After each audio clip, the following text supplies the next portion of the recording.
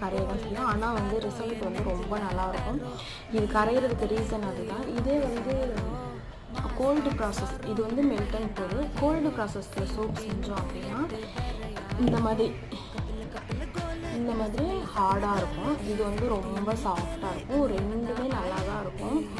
Same இது ஒரு 100 gram, இது 100 கிராம். இது வந்து க்யூரிங்கில் வச்சோம் அப்படின்னா ஒரு 10 கிராம் வந்து கம்மியாகும். அதனால் வந்து மோல்டில் போர் பண்ணும்போதே வந்து 110 கிராம் வந்து மோல்டில் வந்து போர் பண்ணிடுவேன்.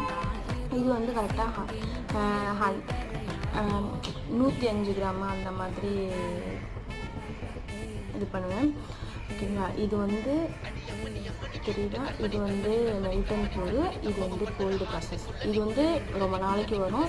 இது வந்து டக்குன்னு கரைஞ்சிடும். அதுதான் வந்து ஒரு கம்ப்ளைண்ட்டாக சொன்னாங்க அவங்க. மற்றபடி வந்து சோப் யூஸ் பண்ணுறதுக்கும் நல்லாயிருக்கு, குழந்தைக்கு நல்லாயிருக்கு அப்படின்னு சொல்லி